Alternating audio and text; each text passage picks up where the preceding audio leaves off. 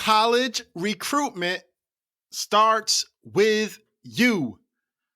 Welcome back, squad. This is your college recruitment and athletic scholarship coach, Quito Delgado, and thank you for tuning in to another episode of Full Ride, powered by URECRUITU. And our mission is very simple, to the point. We really are on a mission to help our student athletes level the playing field, even the playing field, if you will.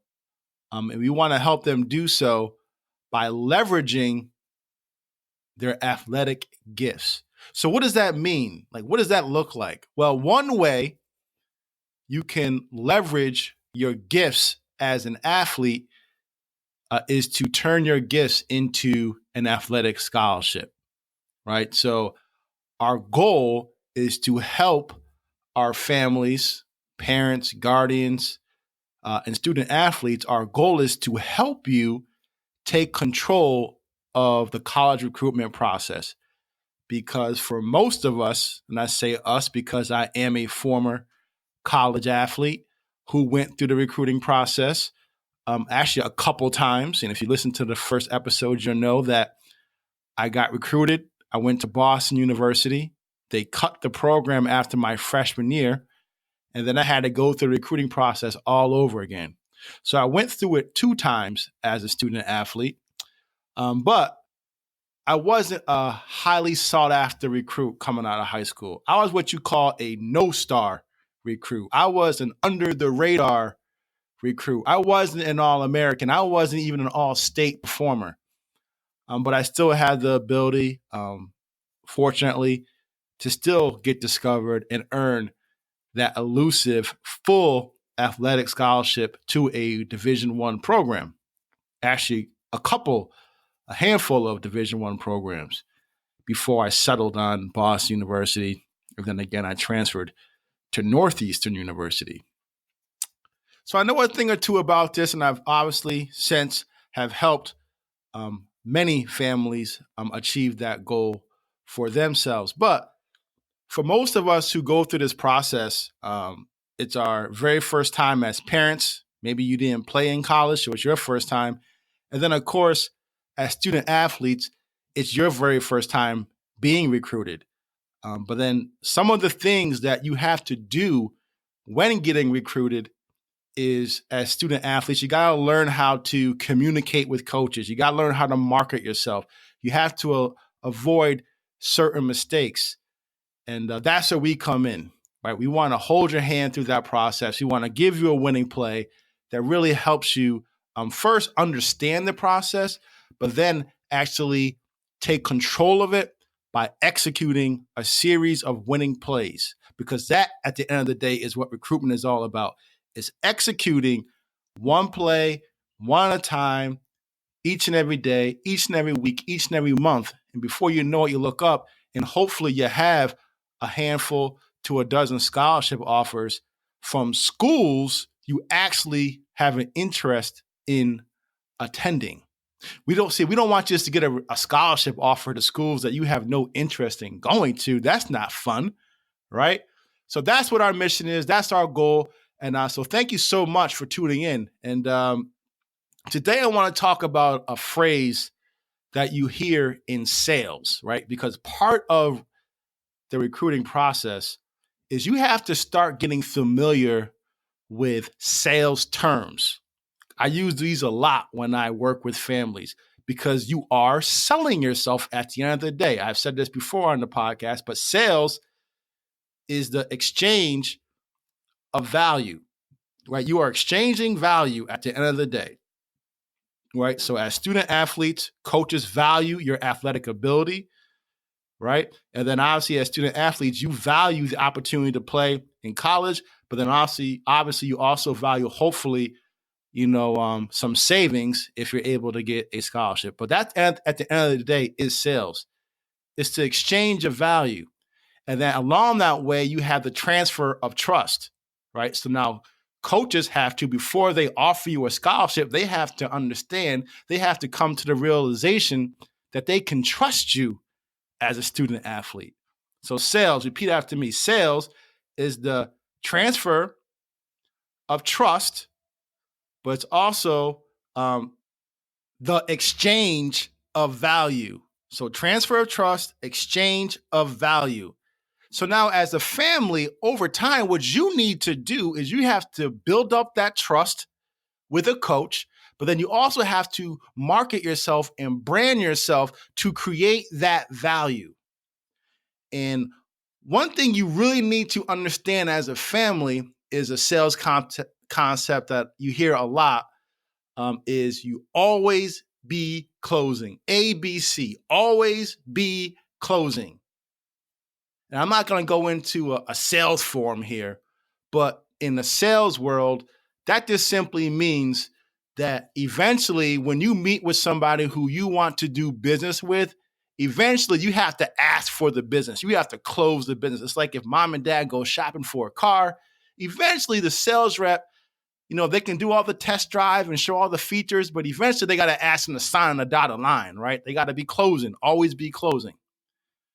Well, I want you now to shift that attention to college coaches, right? College coaches are always recruiting.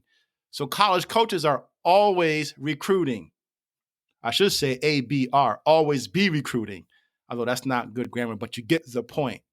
You see, many families make this mistake of thinking, well, it's the football season right now. So all the fall sports, think about all the fall sports right now, obviously football being the most popular.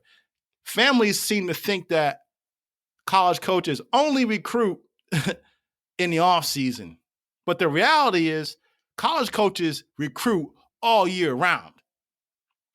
All year round. And just look at somebody who is being actively recruited right now. Many of them are going on official visits to schools that are interested in them. Take, for an example, if you are a football player, you have a game on a Friday night. If a coach, a team is interested in you, they may invite you to their official visit the following day because now they have a game. So what they literally do is one of two things. They wait to try to see if you have a bye that week. So maybe you don't have any games lined up. So ideally what they want to do is they want to try to line up your official visit from when you have a week off or a game off from football. Because in that way, what you can do, or your sport, that way you can come up on Friday, hang out, then go to their football game or whatever the game is the very next day, and then you depart Sunday with your family. But even still, even if you do have a game that Friday, a lot of times what they do is they say, no problem, come up first thing in the morning on Saturday, and then they'll host you for the game. And then obviously you go on your recruiting visit and you get to hang out with the athletes afterwards. Meanwhile, the parents visit with the coaches and everything. But my point is, college coaches are constantly recruiting. I mean, their days are broken up where, okay, they have meetings with the staff, they have stuff with the players, but they're constantly checking in with hopeful recruits. They're constantly trying to reach out to players and have them come on official visits. So if you know, as a family, college coaches are always recruiting, well, guess what you need to be doing? You need to always be promoting. You need to always be closing. You need to always be branding. You need to always be marketing yourself to them. So the next 5 minutes, I'm going to talk about what can you do in season to help you brand yourself to a coach, to help you develop a relationship with a coach, market yourself to a coach, but also gain that trust of a coach. Like develop that rapport. Because this is a big deal, families. College coaches, the way they break it down, and in the interest of time, I'm not going to go over all the details, but the way they do it is each coach is responsible for trying to bring in some recruits into the fold. It's not just the head coach doing all the recruiting. It's the head coach, it's the recruiting coordinator, it's the assistant coaches. They all play a role. And a lot of times, these coaches, the assistants, they are judged by the head coach based off of the types, the caliber of recruits they bring to the table. So if you can now bring value to that assistant coach, if you can build that rapport with that assistant coach, when they start talking about who they want to go on official visits, well, guess what? You now have an assistant coach in the room that is advocating on your behalf. But here's how you get coaches to advocate for you. You got to get them to like you. You got to get them to trust you. You got to get them to know who the heck you are. So how do you do that in season? Well, number one, write this down. You have to, what I call time block. This is a technique that you use in sales all the time. You time block. Honestly, it's not even just for sales. It's just a productivity hack. If you want to be efficient, you want to be good with your time management, you have to use this strategy, right? So time blocking is definitely something you should be doing as a family. So what does that mean? Put it on your cell phone, put it on your calendar, a certain task you are going to do, whether it's every day or at least every week. So maybe you say, okay, on Sundays between 1 and 3 o'clock, or, 6 o'clock at night to 7 o'clock at night for an hour, we're going to do this specific recruiting task. We're going to reach out to these coaches. We're going to update our highlight. We're going to research schools. Whatever it is the task is, make it relatable to college recruitment. But you have to time block. And that way, because here's the thing. What doesn't get written down, what doesn't go on your calendar, it doesn't get tracked. You don't pay attention to it. You got to be strategic. You got to have a system in place, right? Think about it. You go to your practice. Many of you athletes, you guys see it every single day in practice. Your practices are scripted out. Okay, we got stretch. Then we have, individual drills with our position. Then we have the offensive gets together. Then the whole team gets together. If you play football, then you got special teams. Then you got sprints. Everything is scripted out for you, right? You don't just walk into a practice and coaches say, okay, let's see what you guys got. There's a plan. There's a strategy. It's no different when it comes to your recruiting. You have to plan out your strategy. So I recommend time blocking. And you determine as a family how much time. I think obviously if you're like an 8th grader, 9th grader, maybe you only have to spend an hour a week on it. If you're in the middle of your junior year, in the middle of your senior year, you may need to invest 2 or 3 hours a week doing this. But my point is time block. That's just one basic thing I really want to encourage you guys to do, is to put it on your calendar a certain time every single week or every single day, or a certain time, a time block. Okay, every night between 6 and 7, we're going to do this. But put it on your calendar, and as a family, hold yourselves accountable, right? So that's the one thing I really wanted to stress, is just from a planning standpoint. But now, as far as execution, so here's how you are able to promote yourself to a coach and at the same time build trust. 3 different times. Okay, number one, if you had a really good game, a career game, or not even a career game, just a really great game where you had a heck of a game. It does you no good to wait 7, 8, 9 weeks to then show that to a coach. If it's me, I take the 5 to 6 best plays from that game, and I immediately email to the coach and say, hey, coach, just wanted to share this with you. We had a big game Friday night. We beat whatever the name of the team is. We beat our rival. It was our homecoming game, whatever it is. But we beat our arch rival, and I had one of my best games of my career. Thought I'd share 5 to 8 of the highlights of my best plays. And then you include the link to your huddle, to your YouTube, whatever the case may be. But that is a quick way during the season for you to promote yourself to a coach. Maybe you just took your SATs, or maybe you get your report card back, at the end of the semester, and you crushed it. You had great grades. Great opportunity. You want to talk about building trust with a coach? You reach out to that coach. Hey, coach, just want to update you. I got my first marks back from the semester. As you can see by the attached transcript, I had all A's and 1B in my core classes. You think that's going to build trust, credibility with a coach? You bet. Or, coach, I just took the SAT for the very first time. I'm planning on taking it again, but my initial scores are this. And obviously, you got to make sure they're good. But you let them know. So that's another way for you to, in season, promote yourself, achievements, at the same time, build trust with a coach. But you notice the first two, here's one more example. Coaches do not watch or read for that fact. They don't watch local news, right? So a coach in Michigan is not going to see say you live in New York where I am, right? A coach in Michigan is not going to see the local news here in the capital region, right? They're not going to see the TV. So let's say you're the athlete of the week, right? You're the all-star. Or the paper has a nice article about you, a feature story. That's awesome. Here's the thing. Most college coaches aren't going to see it. So another way for you to promote yourself is to say, hey, coach, thought I'd share this article about me. I mean, obviously, you tee it up a little bit better than that. Hey, coach, hope all is well.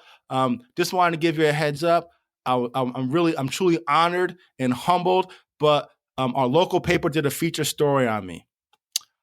Or our local news station, they do an annual list of all-stars, and I'm truly humbled and honored that they would include me in this list. Here's the link to the story, right? So obviously you got to clean up. You want to be humble.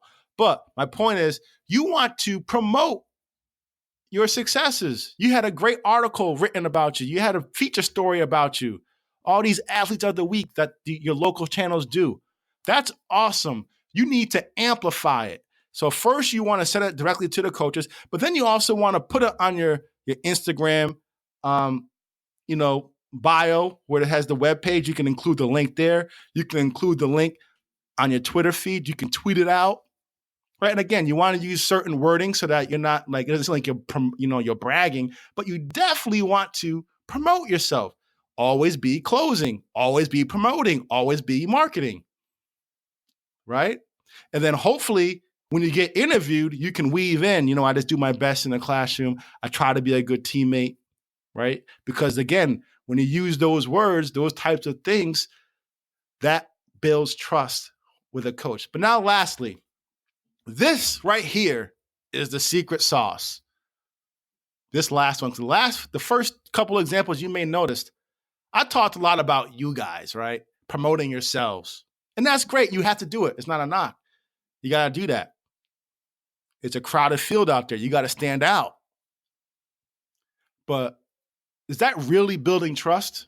It kind of is. The SATs and, reporting on your your grades, that's building trust because they can see that you're going to class on it. That's true. But what really develops that relationship and that rapport with a coach is when you make it about them. Yes, you have to try to make it about them. People love,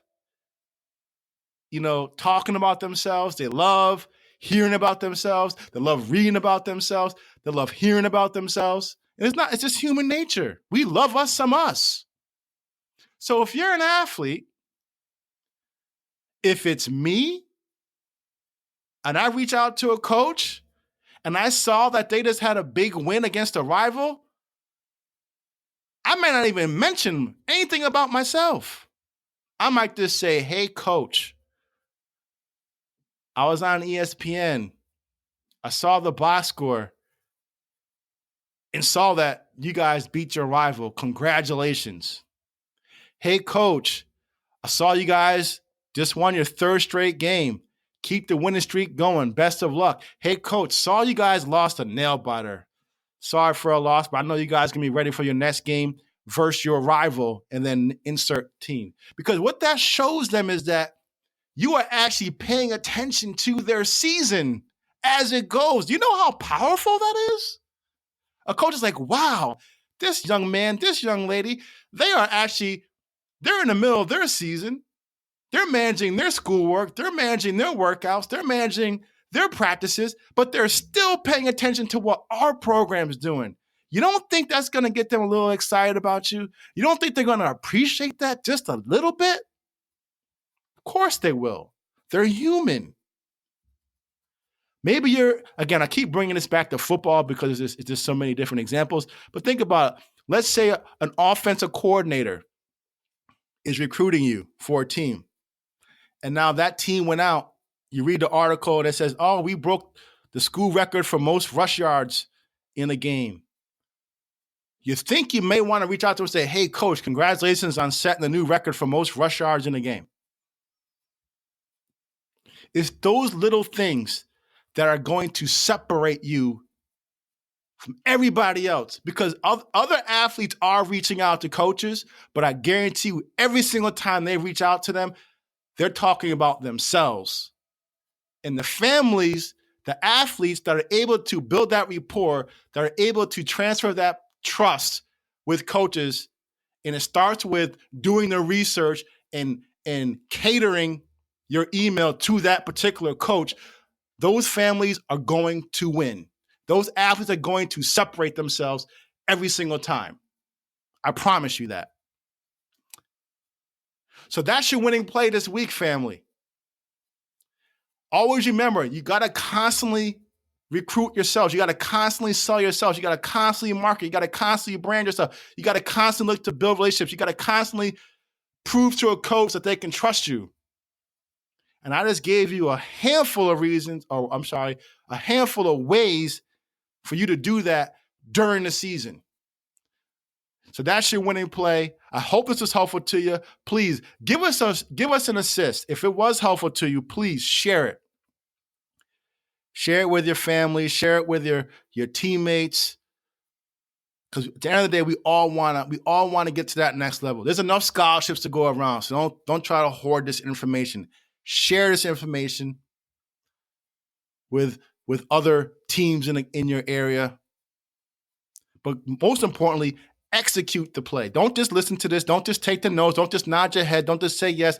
You got to execute. And at first, it begins with time blocking.